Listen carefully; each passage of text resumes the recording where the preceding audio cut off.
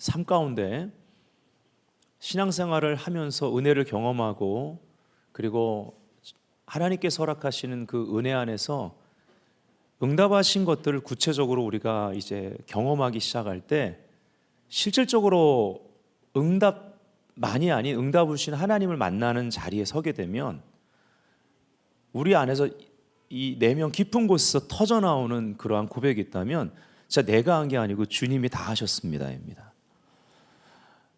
감사 생활이 예수 안 믿는 사람도 요즘 긍정적인 사고방식과 감사 생활 하거든요. 예. 원조는 뭐예요? 사실은 성경에 다 있잖아요. 근데 어떻게 이것이 차별화될 수 있냐면 전부 주님이 다 하셨습니다입니다.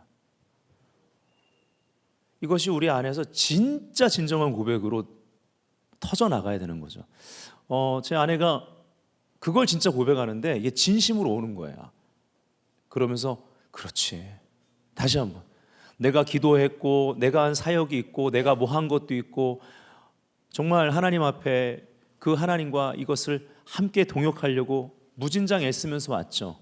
그러나 제가 그 제 아내의 고백을 들으면서 맞지. 정말 모두 주님이 하셨지. 그러면 제가 깨닫게 된 것은 진정한 감사는 전부 다 주님이 하셨습니다라는 고백을 내 안에서, 왜냐하면 그 하나님을 우리가 만나면 그 하나님 앞에 나는 아무것도 아니잖아요.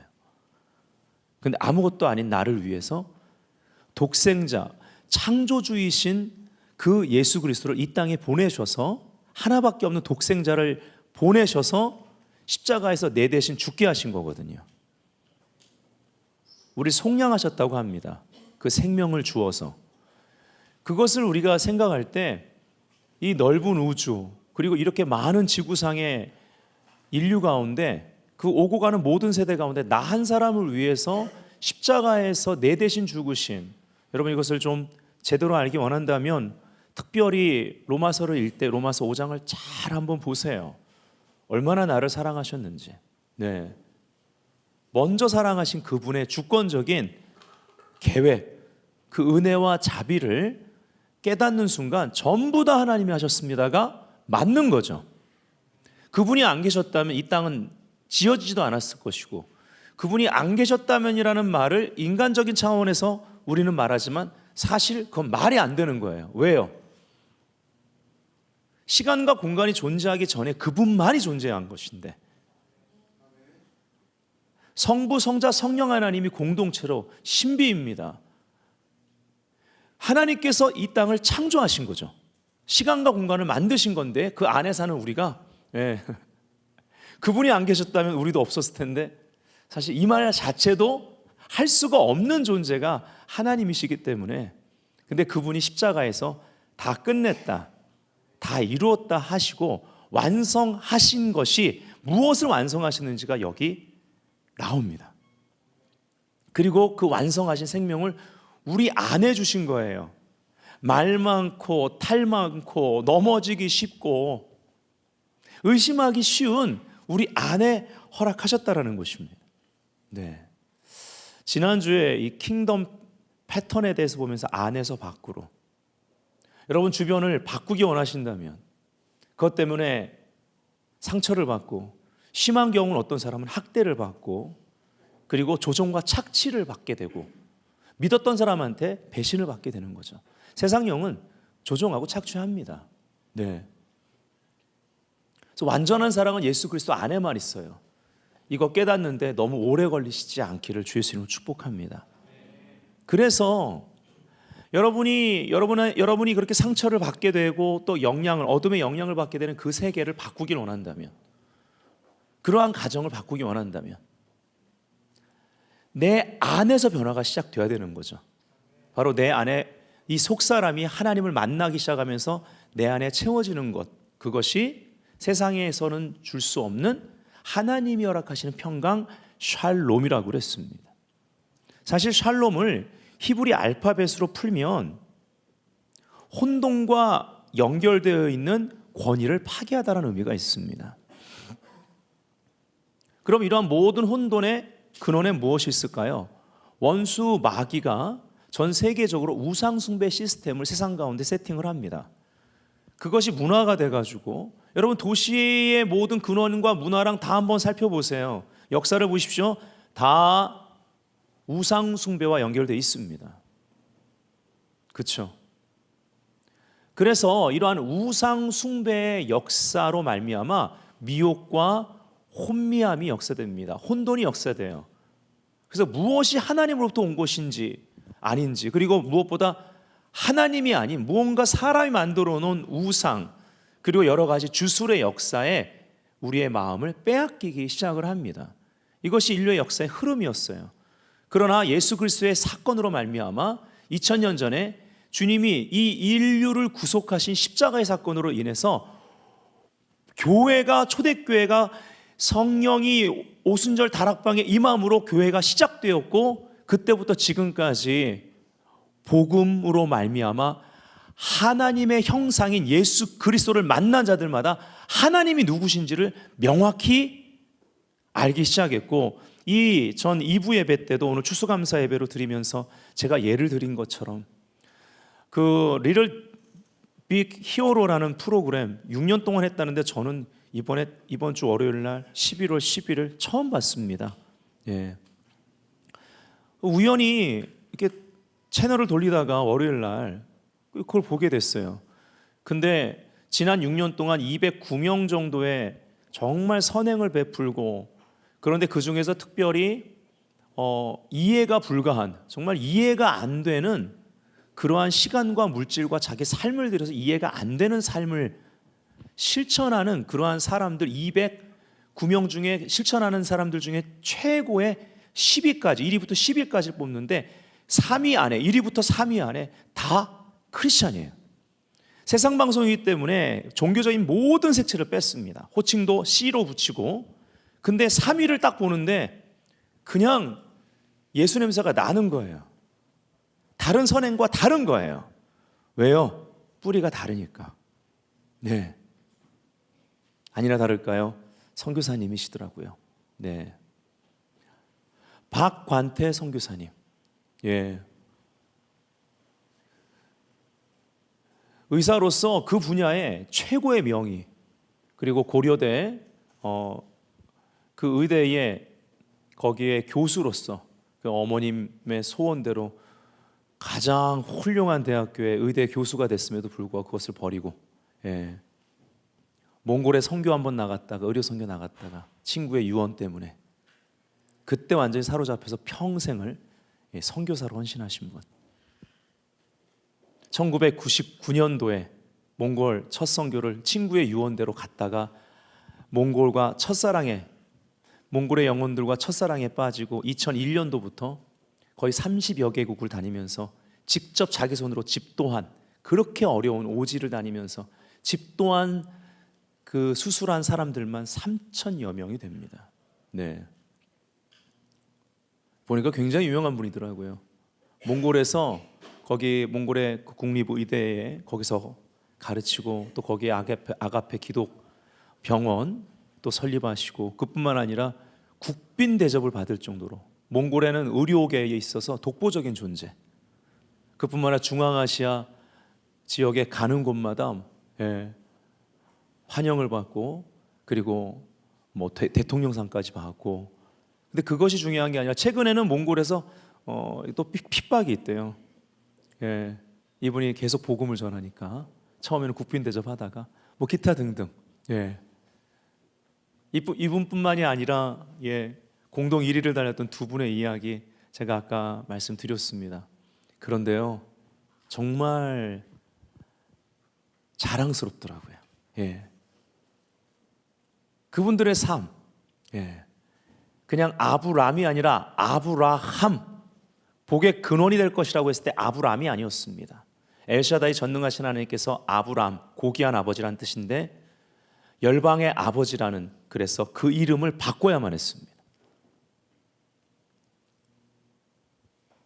바로 아브라함의 그 복을 받고 누리기를 원했던 자들, 그들에게는 삶의 비결이 있었다는 거죠. 여호와 이레 하나님, 모든 것을 친히 준비하시고 공급하시고 함께 하시는 그분으로부터 받는 비결이 있었다는 거죠. 여호와 이레를 경험하는 길. 오늘 제목이 에하드 신앙인데요. 이 에하드란 단어는 히브리 말로 유일한, 그리고 바로 유일성에 대해서 얘기하는 거죠. 그리고 하나, 일치성. 오늘 이 에하드 신앙에 대해서 우리가 보기를 원합니다. 그렇기 때문에 오늘 우리가 다뤄야 될 것은요, 아브라함의 이야기입니다. 창세기 22장을 여러분이 펴놓으시면 되는데요, 창세기 22장은 이미 17장에서 아브라함으로 이제 이름이 바뀝니다. 그래서 아브라함이요, 이제 100세가 됐을 때 이삭을 낳습니다. 제가 오늘 추수 감사 예배를 드리면서 아름답다 이퀄 그리스도인답다 라고 정의해 봤습니다. 예수를 믿는 사람들에게 아름답다는 그리스도인답다입니다. 여러분, 예배자로 살면서 계속 하나님의 얼굴을 구하고 그분을 경험하기 원하는 그러한 추구가 있을 때 모든 것을 통해서 하나님을 볼 수가 있어요. 하나님 느낄 수 있어요. 여러분, 아름답다는 건 가치입니다. 한번 이렇게 정의를 내려봅니다. 예배자의 길을 걸어오면서 아름다움에 대한 성경적 정의는 무엇일까? 많은 시간 묵상해 보았습니다. 결론은 아름다움이란 오랜 시간을 통해 빚어진 가치에서 나오는 품격이라는 것을 깨닫게 되었습니다. 그래서 아름다움은 일시적인 것이 아닌 인생을 통해 드러나고 인정된 명예로움입니다. 아멘. 아브라함 하나님의 음성을 듣고 창세기 12장에서부터 하나님의 음성을 듣고 순종하는데 익숙한 사람으로 계속 성장해 갔습니다. 여러분들은 젊습니다. 하나님의 음성을 들을 줄 알아야 되고, 특별히 오늘 이삭이라는 사람을, 그 아브라함의 아들이었던 이삭을 볼 거기 때문에, 청년 이삭 혹은 10대 이삭, 정확한 나이를 추정할 수는 없어요. 이따 그 부분은 좀 말씀드릴게요. 자, 22장 1절부터 4절까지 여기 나오는데요, 그 일 후에 하나님이 아브라함을 시험하시려고 그를 부르시되 아브라함아 하시니 그가 이르되 내가 여기 있나이다. 힌네라는 단어가 히브리 말로요, 이것만 가지고도 설교를 중요한 부분을 풀 수가 있습니다. 그런데 이걸 지금 강조할 수는 없습니다. 그러나 한 가지 있습니다. 내가 여기 있다. 힌네라는 단어는 항상 아브라함의 삶 가운데 하나님이 부르실 때 즉각적인 반응이고 태도였습니다. 사실은 이 단어가 어디 나와요? 실제 여러분 스토리 아시니까 이삭을 번제로 바치려고 칼을 들고 거의 찌르려고 할 때 아브라함아 아브라함아 하나님 말리십니다. 여호와의 사자를 통해서. 그때도 순간 얼마나 감정이 복잡했겠어요. 여러분 생각해 보세요. 아브라함이 좋아서 죽이는 겁니까? 하나님의 음성을 듣고 순종하는데 익숙한 사람으로 그동안 왔기 때문에 100세가 돼서 어렵게 얻은 아들, 약속의 씨앗, 그러면서 많은 그러한 시간들, 테스트를 통과했고 유혹도 넘어왔는데 실수도 했었고, 근데 그래서 얻은 그 아들에 대해서 하나님이 변덕쟁입니까? 갖다 바치라는 거예요. 번제는 실질적으로 죽여서 태워 죽이는 것입니다. 네, 아브라함이 번제를 드려 왔고, 그리고 이삭도 어렸을 때부터 항상 보는 게 아버지가 하나님 앞에 제사 드리는 것, 번제 드리는 것을 보면서 자란 것입니다. 근데 네가 사랑하는 독자 이삭을, 하나밖에 없는 아들을, 그 약속의 씨앗을, 하나님이 그 약속의 씨앗을 통해서 많은 민족의 아버지가 된다고 했거든요. 근데 그 씨앗인 이삭을 죽이라는 거예요. 그러면 정상적인 사람이면 한 번쯤 의문을 품어야 될 거 아닙니까? 근데 이 사람이 얼마나 하나님의 음성을 듣고 순종하는데 익숙한 사람으로 창세기 22장에 우뚝 성장했냐면 조금도 의심하지 않고 아침 일찍이 일어나서 준비해서 갑니다. 또 일을 그르칠까 봐, 또 이스마엘이라는 그런 실수를 하면 안 되잖아. 이스마엘을 낳은 것 같은 실수를 하면 안 되니까 사라가 성숙했지만 그래도 모성이라는 게 있기 때문에 사라한테 한마디 말도 안 하고 아침 일찍 출발합니다. 이게 아브라함의 믿음이었다고요. 이것이 힌네라는 그 원어 안에 나타난 의미입니다. 내가 여기 있나이다. 항상 내가 여기 있습니다. 거의 죽일 뻔했을 때 아브라함아 아브라함아, 그때도 힘내, 내가 여기 있습니다. 또 듣겠다라는 거예요. 예, 네가 독자 이삭이라도 아끼지 않고 순종하려고 했으니, 드리려고 했으니 이제 네가 진짜 나를 경외하는 줄 알겠다. 여러분, 이것이 우리의 사고로 이해가 되는 스토리입니까?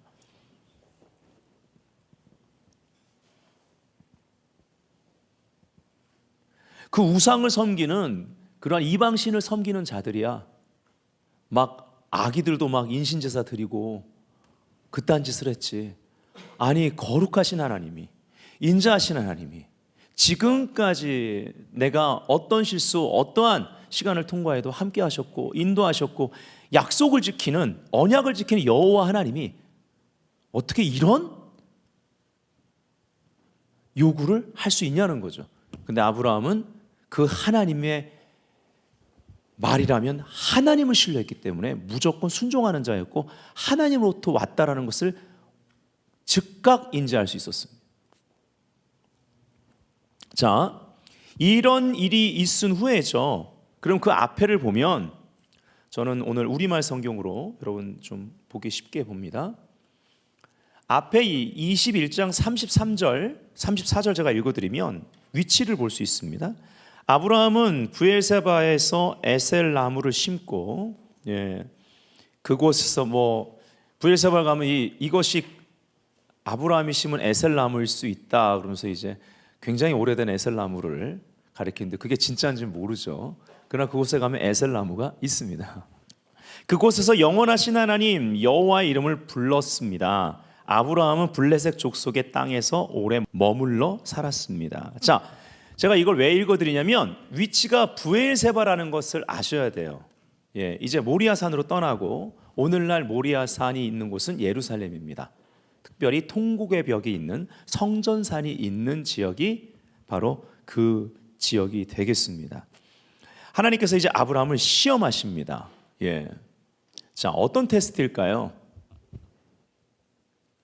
지난번에 우리가 봤던 자기의의 은신처가 있는지를 보시는 겁니다. 오히려 한 가지 부족한 것 때문에 나를 따르라 했는데 자기 부인이 안 되고 제 십자가를 지고 예수님을 따라가지 못했던 부자 청년의 이야기 아시죠? 바로 그 오히려 한 가지 부족한 것 안에 자기의의 은신처가 있다고 그랬습니다. 그거 하나 건들면 선을 딱 그어버리는 거예요. 하나님이 여기 이건 아니죠. 이건 건들지 마세요. 그게 우리들 안에 반드시 청년 때, 여러분이 예수를 이렇게 일찍 믿고 복을 받으셨다면 청년 때 그것이 제거돼야 될 줄 믿습니다. 자기의 은신처가 폭로돼야 돼요. 제가 20대 때 그것이 폭로됐습니다. 그리고 몸부림을 쳤어요. 그것이 폭로되고 제거되지 않으면 결국은 결정적일 때 내가 주어 자리에 앉지 하나님을 주어 자리에 앉지 않습니다. 그래서 내 인생에 굉장히 중요한 결정들은 결국 내가 주인이 돼서 하지, 하나님이 주어 자리에서 하나님이 하시는 대로 따르지 못하고 인도함을 받지 못하기 때문에 오늘 이 창세기 22장에서 만나야 될 여호와 일의 하나님을 공부는 해도 체험하지 못한다라는 것입니다. 그러니 예수 그리스도가 머리가 안 되는 거예요. 에하드, 유일하지 않아요. 항상 무언가 예수님 말고 다른 것도 두고 있는 거예요. 그러니 에하드의 의미, 하나됨이 안 되는 겁니다. 그래서 우리가 이 말씀을 지금 보는 거예요. 자, 거기 2절에 보니까 우리말 성경 제가 봅니다. 여호와께서 말씀하셨습니다. 네 아들, 네가 사랑하는 네 외아들 이삭을 데리고 모리아 땅으로 가서 내가 네게 지시하는 산에서 그를 번제물로 바쳐라 그랬습니다. 자, 여기 성경에 여러 번 얘기하죠. 사랑이라는 이 중요한 단어가요, 아끼고 아꼈다가 창세기 22장에 아브라함의 믿음의 수준에 대고 여기 처음 등장합니다. 사랑이라는 단어, love. 네 외아들 이삭, 외아들, 독자. 이것이 히브리 원어를 보면요, 야히드입니다. 에하드라는 단어 비슷하죠. 예, 같은 의미가 있습니다. 유일한 하나의라는 의미가 있습니다. 야히드, 결합된이라는 의미도 있어요. 아브라함에게 유일한 것이고 그리고 결합된 정말 하나됨을 이루고 아브라함이 품고 있는 그것을 모리아 땅으로 가서 번제물로 바치라는 겁니다. 그냥 바치는 거 아닙니다. 예, 이방신을 섬기는 어떤 주술사의 말을 들은 것도 아닙니다. 영화 같은 데 보면 그런 주술사들이 하는 일들이 있죠. 그렇죠? 예. 하나님 자리를 차지하고 미화되어 있는 그런 영화의 모습들 있죠. 그 말이 아닙니다. 여기 보면 내가 너에게 지시하시는 산에서입니다. 분명하게 하나님은 계시하셨어요. 그것을 우리가 따라가는 것입니다. 하나님, 이 모리아산의 모리아라는 단어는 비전이라는 그 원어의 의미를 보면 비전이라는 의미가 포함되어 있습니다. 즉 비전의 산이에요. 계시의 산이에요. 비전 없이 우리가 헌신하는 것이 아닙니다. 우리 자신을 드려야 될 자리가 있습니다. 여러분이 목적지를 바라본다면 그 자리는 어떤 자리일까요? 나의 이삭을 드리는 자리입니다. 나의 이삭을 드리려면 내가 아브람, 그냥 어느 정도 세상에서 고귀한 아버지가 아니라 열방의 열국의 아버지 아브라함이 되어야만 합니다. 내가 성장해야만 합니다. 하나님의 음성 들을 수 있어야 됩니다. 듣고 즉각 순종할 줄 아는, 자원함으로 순종할 줄 아는 그러한 성숙이 있어야 돼요. 그래야 이삭을 봅니다.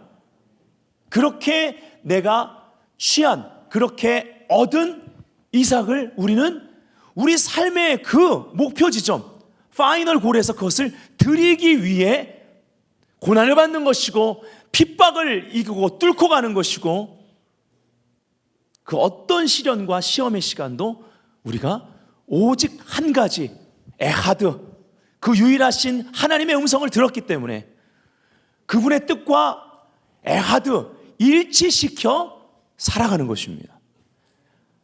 와, 이것처럼 고귀한 삶이 어디 있어요? 차원이 다르지 않습니까? 차원이 다르기 때문에 격차가 심한 거예요. 어떤 사람은 전혀 관심이 없습니다. 어떤 사람은 그것이 내 삶의 목표가 됩니다. JCC 대학 청년부는 모두가 다 이러한 차별화된 삶을 사시기를 주 예수 이름으로 축복합니다. 그것이 바로 아브라함의 믿음이었고 아브라함은 우리의 믿음의 조상이라는 것이죠. 아멘. 우리가 함께 같은 방향으로 가고 있는 거 맞습니까? 모리아 땅을 향해 가고 있는 거 맞아요? 여러분의 모리아 땅 이삭을 드리기 위해서 가야 돼요. 여러분의 가정을 이루고 여러분이 추구하는 일터의 삶, 가정을 이뤘을 때 여러분의 자녀가 이삭이 돼야지 이스마엘이 돼서야 되겠습니까? 그렇죠? 이삭으로 키워야죠. 일터에서의 모든 그러한 결과들이, 열매들이 이삭이 돼야 되지 않겠습니까? 아멘. 우리는요 정말 드리기 위해서 산다라는 것을 알아야 됩니다. 그래서 여기 사랑하는 네 아들 이삭을 데리고 여기 나온 것은 요한복음 3장 16절 하나님이 세상을 이처럼 사랑하사 독생자를 주셨으니 이는 저를 믿는 자마다 멸망치 않고 영생을 얻게 하려 함이라. 하나님의 마음을 볼 수 있습니다. 네, 그것의 예표가 되는 거예요. 바로 십자가 신앙입니다. 십자가 복음을 이 사랑이란 단어에서 처음 나올 때 볼 수 있어요. 자, 3절에 이제 아침 일찍 일어난 다음에요 나귀의 안장을 얹고 하인 두 사람과 그 아들 이삭을 준비시킵니다. 그리고 번제에 쓸 나무를 준비한 후에 하나님께서 지시한 곳을 향해 떠납니다. 자, 여기서 우리가 보아야 될 것이 있습니다.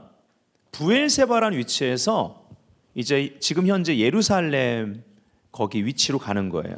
그러면 이제 굵직하게 지나가야 되는 곳이 헤브론이라는 곳이 있고, 그리고 예루살렘 바로 앞에 이게 예루살렘에서 남쪽 네게부 광야 방향으로 바로 밑에가 어디예요?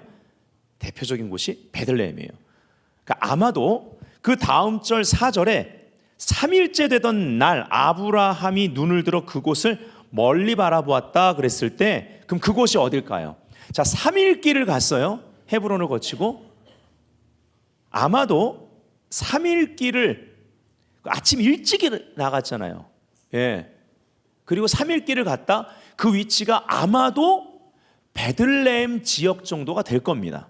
왜냐하면 베들레헴 그 지역에서 예루살렘 있는 데까지 보통 10여 킬로 돼서 2시간에서 3시간 정도를 걸어야지 갈 수 있기 때문에, 예, 바로 여기 3일 가서 이제 바라보는 게 이제 베들레헴 지역쯤에서 예루살렘 방향을 현재 우리가 지명을 본다면 그렇게 생각할 수가 있는 것입니다. 여러분, 이 거리가요, 차로도요 꽤 가야 되는 거리입니다. 차로도 2시간에서 2시간 반 정도를 예루살렘에서 출발하면 부엘세바로, 그러니까 부엘세바에서 예루살렘까지, 예, 뭐 가는 저기에 따라 좀 다를 수 있지만 차로, 예, 빨리 가도 2시간에서 2시간 반 이렇게 돼요. 그럼 여러분, 그 당시 길도 잘 나지 않은 때에, 그리고 광야길을요, 부엘세바가 광야거든요. 그 이삭과 아버지가 하인 둘 데리고 가는 거예요. 그걸 3일 꼬박 걸어갑니다. 예, 밤에야 물론 이제 어두워지면 작겠지만 또 새벽 일찍 일어나서 가겠죠. 이렇게 3일 길을 간 거예요. 제가 이것을 말씀드리는 이유가 있습니다. 바로 이삭의 나이를 추정하기 위해서 그래요. 이삭의 나이. 사라 90세 이삭을 낳았습니다. 그리고 사라가 127세에 죽습니다.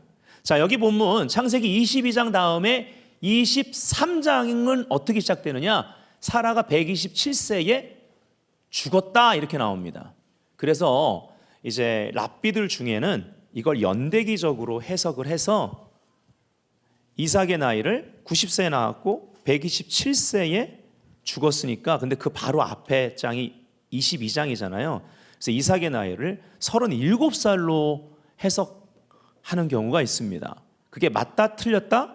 맞다고 할 수도 없지만 또 틀렸다고 할 수도 없겠죠. 그러나 적어도 여러 가지를 우리가 추정해 볼 때 이삭의 나이는 적어도 사춘기가 지난 나이다. 왜요? 여러분, 그 먼 거리를 어린 아이를 데리고 갈 수 없습니다. 그렇죠? 그리고 특별히 아까 말했던 지형적으로 아마도 베들레헴 지역 정도 되는 데서 2-3시간을 걸어가는데, 여러분 성경을 보면요, 번제에 쓸 나무를 거기서부터는 이삭에게 지웁니다. 그리고 예루살렘 있는 데로 가는 거예요. 그 모리아산 있는 데로. 이것은 또 예수 그리스도에 대한 예표입니다. 나무를 지었다, 십자가를 지고 가신 예수님. 예. 그러면 이삭이요, 어린아이는 아니에요. 그건 확실해요. 그래서 이렇게 저렇게 추정해 보면 적어도 사춘기를 지난 나이가 아니냐. 그럼 아브라함은 몇 살일 것 같아요? 아브라함이 100세 때 나왔으니까 사춘기를 지났다고 그러면 적어도 110세 이후, 그렇죠? 110세 이상, 110여 세 이상 된 것이 분명하죠. 자, 이 나이를 왜 추정해 볼까요? 이삭이요, 거부하고 반항할 수 있는 나이입니다. 자기가 늘 어렸을 때부터 보던 대로 그 번제에 드려질 양들을, 제물을 어떻게 죽이는지 아는 게 이삭이에요. 그걸 보면서 자랐습니다. 근데 자기가 그렇게 죽어야 되는 거예요. 그리고 아버지를 힘으로 제압할 수 있는 나이라는 거죠. 자, 이거 좀 보다가 다시 말씀드리겠습니다. 자, 5절에 보니까요, 그리고 여기 이 사진은 실제 여기가 부엘세바입니다. 예, 거기 가서 앉아서 제가 찍은 거예요. 예, 멋있게 찍으려고 이렇게 포즈 취했지만 굉장히 뜨겁습니다. 엉덩이가 굉장히 막 타들어가는 것 같았어요. 네. 광야고, 저희가 아브라함이 이삭을 키웠을 것으로, 예, 추정되는 부엘세바에 저렇게 큰 이렇게 성읍은, 예, 그 주변에 없습니다. 이것이 발굴됐어요. 그래서 그 당시 영향을 끼쳤던 아브라함의 그러한 성읍이 분명하다, 이렇게 추정하는 곳입니다. 자, 창세기 22장 5절, 제가 오늘 우리말 성경을 가져온 것이 훨씬 원어에 가깝게, 또 영어 성경에 가깝게 표현이 되어 있습니다. 그가 하인들에게 말했습니다. 너희는 나귀를 데리고 여기 있으라. 재밌는 건요, 하인들만 둔 게 아니고 나귀도 둡니다. 그리고 굳이 이삭에게 그 번제에 쓸 나무를 이삭이 매라고 하고 본인은 불하고 칼을 들고 갑니다. 나와 아이는 저기 가서 경배한 다음에 성경에 love란 단어뿐만 아니라 worship, 경배란 단어가 여기 또 처음 나옵니다. 아까 love란 단어는 요한복음 3장 16절을 생각나게 했죠. 독자 이삭, 그렇죠? 그래서 십자가 복음에 대해서 말했다면 여기는 바로 부활의 신앙입니다. 부활의 복음. 나와 아이는 함께 묶었어요. 저기 가서 경배한 다음에, 그 경배가 무엇입니까? 자기 아들을 죽이는 것을 경배로 생각했단 말이에요. 제사 지내는 거, 죽이고 각을 뜨고 태우는 것입니다. 번제 드린다라는 거예요. 여기서 월십이라는 단어가 처음 나왔습니다. 경배한 다음에 잘 보세요. 너희에게 함께 돌아오겠다.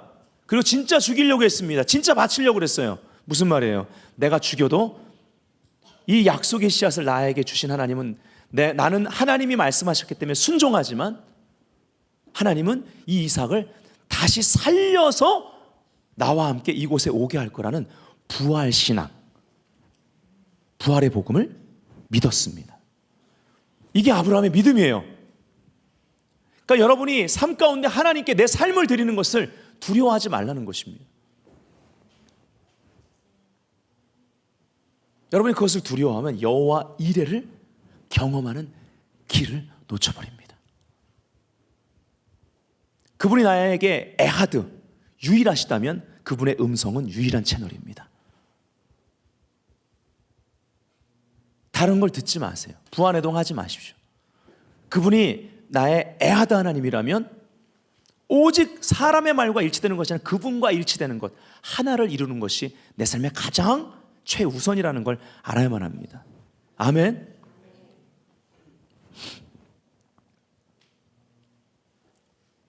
창세기 22장 8절에 보면요, 아브라함이 이르되 내 아들아 번제할 어린 양은 하나님이 자기를 위하여 친히 준비하시리라 하고 두 사람이 함께 나아가서, 여기서 바로 여호와 이레라는 단어가 나오는 것입니다. 여호와 이레의 뜻은 여호와의 산에서 준비되리라. 자, 이삭이 처음 성경에 나올 때요, 이삭이 처음 성경에 한 말이 있습니다. 그 말이 뭐냐? 이게 참 성경은 재밌어요. 성경의 스토리 중에 이삭이 처음 입을 열어서, 어렸을 때부터 말을 안 했겠습니까? 근데 성경에 표현된 첫 번째 말은 질문이었습니다. 아버지, 번제로 드릴 제물, 양은 어디 있어요? 이 말이었어요. 성경에 그것이 처음 기록됩니다. 그때 이삭은 이 질문에 대해서 이삭이 처음 들은 답은, 성경에 표기된 처음 들은 답은 여호와 이레였습니다. 여호와의 산에서 하나님이 친히 준비하신다. 하나님이 자기 자신을 위해서 친히 준비하신다. 그리고 진짜 수양을 준비하셨죠. 아브라함아, 아브라함아, 이삭을 건들지 마라. 됐어 이제. 그리고 나서는 22장 14절에 아브라함이 그 땅 이름을 여호와 이레라고 하였으므로 수양을 대신 준비했어요. 이것이 바로 예수 그리스도의 예표입니다. 오늘날까지 사람들이 이르기를 여호와의 산에 준비되리라. 이것이 여호와 이레라는 그 이름의 의미입니다. 이 말이 사실이라는 것이 아니라 이 전에 내려오는 9세기 한 랍비의 이 본문에 대한 주석을 보면요, 이삭이 아브라함한테 이렇게 얘기했다라는 그런 이야기가 내려옵니다. 이것이 사실이라는 것이 아니에요. 우리는 성경에 나온 것만 믿습니다. 하지만 우리가 여기서 교훈을 얻을 수가 있습니다. 적어도 이삭이 아버지를 제압하지 않고 순종하는 아들이었다라는 거예요. 이삭도 에하드의 신앙이 있었다라는 거예요. 여러분, 이 여호와 이레를 경험하는 길은 아브라함의 순종만으로는 불가능하다라는 거예요. 제가 하는 말은. 오늘 그것이 초점이에요. 여러분, 이 스토리를 다 아시잖아요. 근데 초점은 바로 이것입니다. 이삭의 순종이 함께 해야만 하는 거예요. 이것이 여호와 이레를 경험하는 길, 에하드 신앙의 비밀입니다. 이 구세기한 랍비의 주석을 보면 이삭이 이렇게 말했다고 그래요. 아버지, 저를 아주 꽁꽁 묶어주세요. 여러분 성경을 보면 이삭을 진짜 묶었습니다. 결박했어요. 저는 무척 떨리는데 혹시라도 제가 몸부림을 치다가 잘못 상처라도 나면 하나님 앞에 온전한 제물이 될 수가 없습니다. 제물에 흠이 있으면 안 되거든요. 흠이 있는 제물은 제물이 될 수가 없습니다. 그러니까 자기가 하나님께 드려지는 데 있어서 흠이 나면 안 되니까, 그러니 저를 꽁꽁 묶어주세요. 실제 그랬는지 안 그랬는지 우리는 알 수 없으나 한 가지 분명한 것은 그가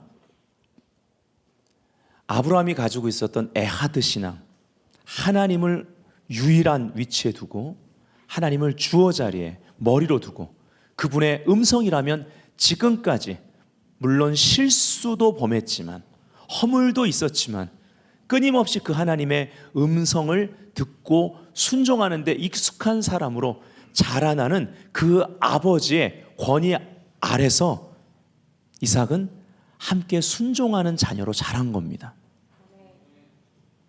그러니까 무엇을 알 수 있을까요? 하나님의 은혜를 알고요, 하나님이 전부 다 하셨습니다. 아버지의 은혜를 압니다. 즉 권위 아래 훈련된 사람, 권위 아래 그 권위의 덮임을 아는 사람만이 그 은혜를 알게 된다. 여호와 이레께서 우리에게 준비하시고 공급하시고 인도하시는 모든 것은 하나님의 은혜로 말미암는 것이기 때문에, 그래서 이삭의 삶은요 모든 것을 하나님한테 받는 것, 이것이 모두였어요. 아내를 고르는 일도 아버지가 다 종을 시켜서 준비해 줍니다. 그냥 받아들이면 됐어요. 근데 최고의 여인을, 힘도 세고, 전에 말씀드렸죠, 그 낙타 먹인 거 보세요. 실제 가면 그 진짜 물 저장고까지 가는데 엄청나게 내려갔다가 또 올라와야 되는데, 그 많은 낙타, 그동안 이 광야를 걸어왔기 때문에 지쳐있는 낙타를 이렇게 흡족하게 먹일 수 있는 물을 그 여인이 혼자 다 떠오는 거예요. 대단한 힘을 가진 여인. 잠언서 마지막 장에 그 현숙한 여인, 현숙하다가 하일이란 뜻이었죠. 하일, 하일이란 뜻, 힘센, 능력 있는, 그런 뜻이에요. 그러면서도 그 아브라함의 아내 사라가 나이가 많았을 때도 그냥 바로 왕이 막 뿅 갔던 것처럼, 리브가도 똑같아요. 막 너무 아름다워가지고 사람들이 탐을 냈었죠. 그래서 이삭도 아버지처럼 거짓말했죠. 아내라고 말 못하고. 자, 어쨌든 간에 아내도 그랬습니다. 그리고 심지어는 이삭이 죽었을 때 묻힐 그 묘자리까지 다 아버지를 통해 준비가 됐습니다. 여호와 이레로부터 그가 처음 한 질문의 답이 그 인생 전체의 답이었어요. 이삭은요 이미 아버지와 함께 순종하는 에하드 신앙으로 말미암아 그의 그 다음부터의 모든 길은 여호와 이레를 경험하는 길이었습니다. 그냥 한 번에 드려져 버린 거예요. 이것이 예수 그리스도의 드려짐 안에서 우리 가운데 열린 길입니다. 여호와 이레의 길을 가세요. 여기 이름도 이레가 있어. 이레가. 누가 이렇게 썰렁하게 웃는가? 결론입니다. 마태복음 16장 24절 25절 우리 다 같이 한번, 예수님이 하신 말씀인데요, 바로 여기 나오는 말씀이 아브라함만이 아니라 아브라함과 함께 이삭이 순종했던 그 순종의 연합, 함께 에하드, 유일하신 그 하나님의 음성에 순종했던, 얼마나 놀라운 그러한 부자지간의 믿음입니까? 이것을 신약시대 예수님이 명확하게 다시 얘기하고 있습니다. 이것이 에하드 신앙입니다. 여호와 이레를 경험하는 길이에요. 다 같이 읽겠습니다. 시작. 이에 예수께서 제자들에게 이르시되 누구든지 나를 따라오려거든 자기를 부인하고 자기 십자가를 지고 나를 따를 것이니라. 누구든지 제 목숨을 구원하고자 하면 잃을 것이요 누구든지 나를 위하여 제 목숨을 잃으면 찾으리라. 아멘. 다 같이 한번 우리 눈을 감아 봅시다.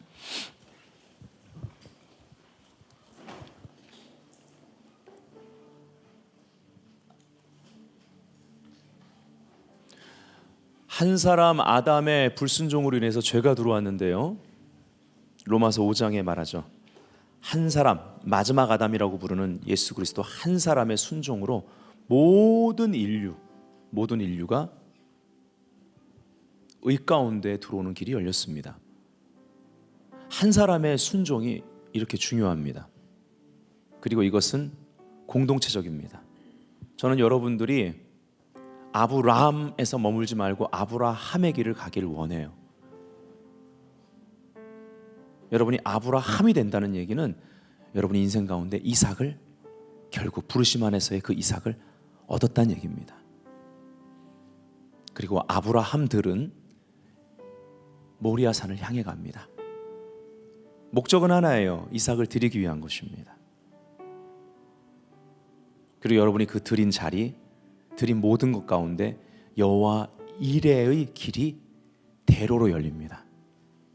많은 사람들이 하나님의 그 은혜 안에서 받아야 될 것을 받고 누리고 또 나누는 여호와 이레의 길을 또 열 것입니다. 이것이 에아드 신앙입니다. 기도하겠습니다.